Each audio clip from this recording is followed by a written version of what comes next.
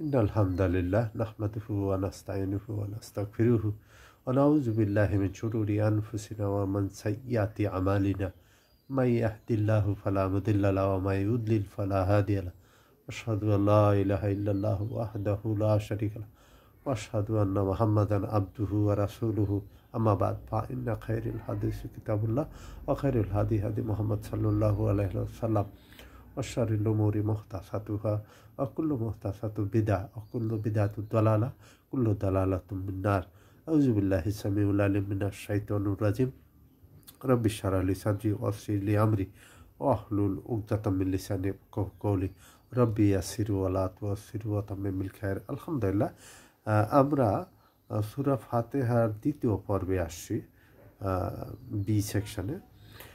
এখানে সূরা ফাতিহা কিন্তু কোরআনের সবচেয়ে আজম সূরা ফাতিহা।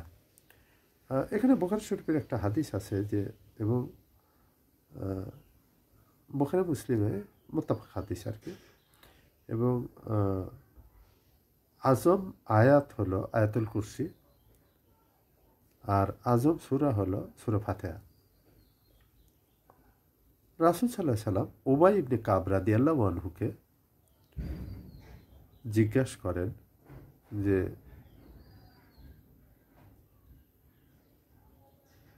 আবু মজ্জের কোরআনের সবচেয়ে আজমত আয়াত কোনটি? তিনি বলেন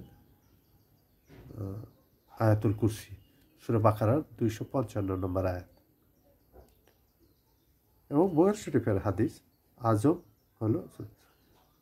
রাসূল সাল্লাল্লাহু আলাইহি সাল্লাম তখন তাকে বলেন যে, আবু মজ্জের, তোমার ইলম তোমাকে মোবারক।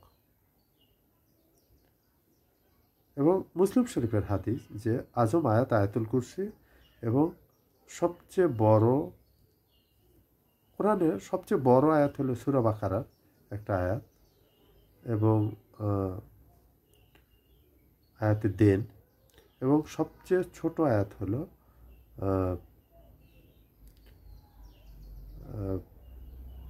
সূরা আর রহমানের একটা আয়াত আর কি, ছোট্ট আয়াত আর কি। যাই হোক, মুসলিম শরীফের হাদিস ইবনে আব্বাস রাদিয়াল্লাহু আনহু বলেন, আমরা বসেছিলাম, জিবরাইল আলাইহিস সালাম ও আসমানের দরজা খোলা হয়, এর মধ্যে এক ফেরেশতা আসে হাজির। সাহাবায়ে কেরাম রাদিয়াল্লাহু আনহু জিবরাইল আলাইহিস সালামকে দেখে নাই। এই যে বিষয়গুলি, গায়েবের যে বিষয়গুলি, এগুলি কিন্তু আমরা বিশ্বাস করি এগুলি। তখন জিবরাইল আলাইহিস সালাম রাসূল সাল্লাল্লাহু আলাইহি সাল্লামকে বলেন, ইয়া রাসূলুল্লাহ, আজ আসমানের এমন একটা দরজা খোলা হয়েছে যেখান থেকে এক ফেরেশতা এসেছেন। এই দরজা আর কখনো খোলা হয় নাই, এবং আপনাকে কিছু দেবেন, দিয়ে যাবেন, গিয়ে ওই যে দরজা বন্ধ করবেন, কিয়ামত পর্যন্ত আর তিনি আর এই দরজা খুলবেন না। আর সেটাই হলো সূরা ফাতিহা। এবং সূরা বাকারার শেষের দুটো আয়াত 285 এবং 286, রাসূল সাল্লাল্লাহু আলাইহি সাল্লামকে দুটো নূর দেওয়া হয়েছে, এবং রাসূল সাল্লাল্লাহু আলাইহি সাল্লামকে কিন্তু মেরাজেও কিন্তু এই সূরা বাকারার শেষের দুটো এটা দেওয়া হয়েছিল। এবং আসলে 5 ওয়াক্ত নামাজ, সূরা বাকারার শেষের দুটো আয়াত, এবং শিরক মুক্ত যারা, তাদের আল্লাহ পাক মাগফিরাত করে দিবেন। কারণ শিরক is the most sensitive by the sight of Allah সুবহানাহু ওয়া তাআলা। লাইন আশরাকতা লাহবাতান আমালু, যদি কেউ শিরিক করে তার পিছনের সমস্ত নেকি জিরো হয়ে যায়, লাহবাতান, এগুলো শূন্য হয়ে যায়। আমরা জানি যে আমাদের ম্যাথমেটিক্যাল যে বিষয়গুলি আছে, সেখানে আমরা যদি বড় বড় সংখ্যাকে 0 দিয়ে মাল্টিপ্লাই করি, তাহলে কিন্তু ইকুয়াল টু 0ই হয়ে যায়। সুতরাং যদি কোনো বড় বড় আমাল, নেকি শিরিক দিয়ে মাল্টিপ্লাই করা হয় এবং সাথে সাথে শিরিক করা হয়, পিছনের সমস্ত নেকি 0 হয়ে যায়। এই জন্য আল্লাহ পাক সমস্ত গুনাহ মাফ করবেন, কিন্তু শিরিক নয়। এর অর্থ এই নয় যে শিরিক নয়, কিন্তু আমরা জানি যে কোরআনে একটা আয়াত আছে যে যদি কেউ শিরিক করে তওবাতুন নসুহা করে, তাহলে আল্লাহ পাক তার গুনাহ নেকিতে পরিবর্তন করে দেন। সুতরাং আমাদের হতাশা হলেও চলবে না, এই বিষয়গুলি আমাদের অবশ্যই লক্ষ্য রাখতে হবে।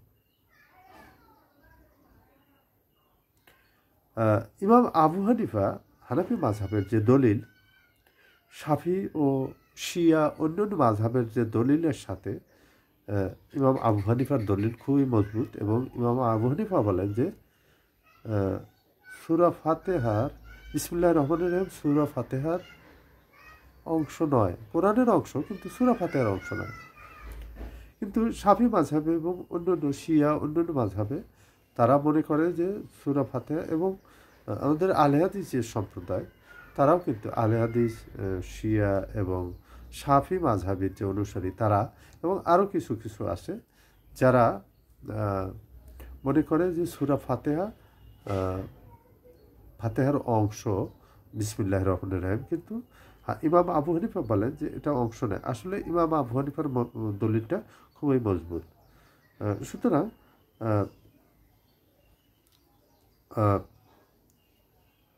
হাদিসে কুদসি আবু হুরায়রা রাদিয়াল্লাহু আনহু থেকে হাদিসটা মুত্তাফাক হাদিস। জুজাল কেরা ইমাম বুখারী এই হাদিসটা এই নিয়ে আসছেন। সেটা হলো আল্লাহ তাআলা বলেন রাসূল সাল্লাল্লাহু আলাইহি সাল্লাম থেকে, হাদিসটা আর কি, যে রাসূল সাল্লাল্লাহু আলাইহি সাল্লাম বলেন, আল্লাহ বলেন, হাদিসে কুদসি এবং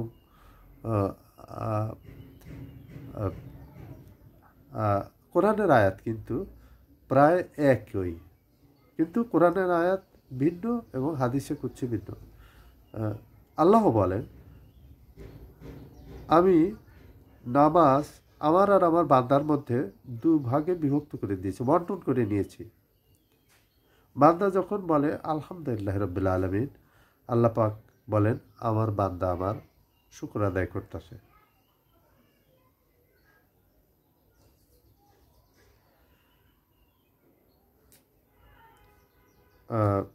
এর থেকেও বোঝা যায় যে বিসমিল্লাহির রহমানির রহিম সূরা ফাতিহার অংশ নয়, কোরআনের অংশ। আনাস ইবনে মালিক রাদিয়াল্লাহু আনহু রাসূল সাল্লাল্লাহু আলাইহি সাল্লাম, আবু বকর, ওমর, ওসমান রাদিয়াল্লাহু আনহুর পিছে নামাজ আদায় করতেন। মুত্তাফাক হাদিস। আনাস ইবনে মালিক রাদিয়াল্লাহু আনহু, আমরা জানি যে রাসূল সাল্লাল্লাহু আলাইহি সাল্লামের ৮-১০ বছর বয়স থেকে তিনি রাসূল সাল্লাল্লাহু আলাইহি সাল্লাম সেবায় নিয়োজিত ছিলেন।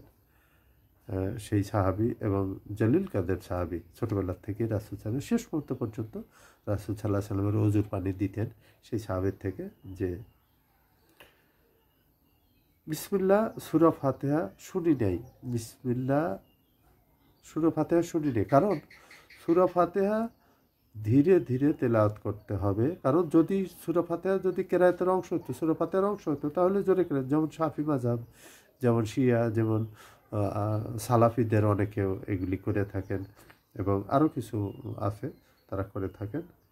এখন যদি কেউ বলে যে সূরা ফাতিহাতে বিসমিল্লাহির রহমানির রহিম পড়ার দরকারই নেই, তাহলে এটা কিন্তু আবার অন্য এক বিষয়, কিন্তু এটা কিন্তু ভিন্ন বিষয়।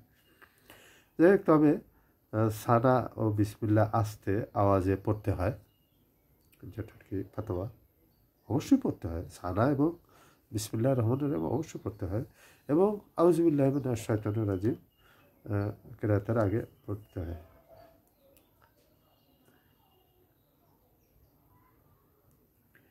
এইভাবে যখন আসে, আল্লাহ পাক কথা বলেন সূরা ফাতিহাতে, যে বান্দা যখন বলে বিসমিল্লাহির রহমানির রহিম আলহামদুলিল্লাহি রাব্বিল আলামিন, আল্লাহ বলেন আমার বান্দা আমার বরত্ব বর্ণনা করতেছে। আবার বলে আর রহমানুর রাহিম, আল্লাহ আমি যে রহমান এবং রহিম সেটাও আমার বান্দা স্বীকার করে নিচ্ছে, এবং মালিক কিয়ামতের দিন, আমি যে ওই দিনের মালিক সেটা কবুল করে নিয়েছে। ইয়াকা না'বুদু ওয়া ইয়াকা নাস্তাইন। আল্লাহ বলেন যে বাস, এখন আমার আর আমার বান্দার মধ্যে তাই রয়েছে যে যা সে চায়। সুতরাং আমার বান্দা এখন আমার তাবেদার হয়ে গেছে এবং সে যা চেয়েছে তাই তাকে দেওয়া হয়ে গেছে। এটা ইয়াকা নাবুদু ইয়াকা নাস্তাইন। আর ইয়াকা নাবুদু ও ইয়াকা নাস্তাইন দুটোই কিন্তু ইয়াকা নাবুদু আমি তোমারই ইবাদত করি, ইয়াকা নাস্তাইন তোমার কাছেই সাহায্য চাই। ইয়া আব্দুল কাদের জেলানি, ইয়া আজমির শরীফ, ইয়া বাগদাদ শরীফ মাদাত, এটা কিন্তু না, এটা কিন্তু আল্লাহর কাছে মাদাত চাইতে হবে। এবং এই শেষের মাঝের যে আয়াতটা সেটাও কিন্তু দুভাগে বিভক্ত। ইয়াকা নাবুদু আমি তোমার কাছেই তোমারই ইবাদত করি, ইয়াকা নাস্তাইন তোমার কাছেই সাহায্য চাই। পরেরগুলি কিন্তু দোয়া।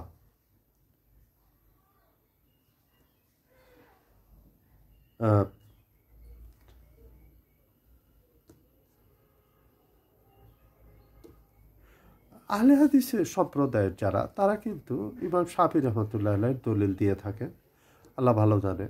এখানে কোরআনের আয়াত এবং হাদিসে কুদসি তারা তাদের হিসাব আল্লাহর কাছে তাদেরকে দিতে হবে।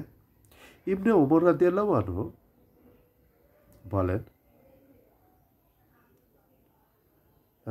যে এখানে একটা কথা আছে, সেটা হলো যে হজ্জে তামাত্তুর ব্যাপারে ইবনে ওমরের একটা কথা আর কি, যে আমি তোমাকে রাসূল সাল্লাল্লাহু আলাইহি সাল্লামের হাদিস শোনাচ্ছি আর তুমি বলছো যে আমিরুল মুমিনিন আমার পিতা কি বলেন। এটা সুতরাং আমাদের কিন্তু এই বিষয়টা কিন্তু লক্ষ্য রাখা উচিত যে আমরা যখনই রাসূল সাল্লাল্লাহু আলাইহি সাল্লামের হাদিস শুনবো তখনই অবশ্যই আমরা সেটাকে গুরুত্ব দেব। আমাদের ইমাম কি কল দিছে, আমাদের এটা কি, এটা ওইটা কি, সেটা কি, সেটা কিন্তু বিষয় নয়। বিষয় হলো আল্লাহ রসুল কি বলেছেন, আমা আলাইনা ইল্লাল বালাগ, জাযাকাল্লাহু খাইরান ওয়া আহসানুল জাযা।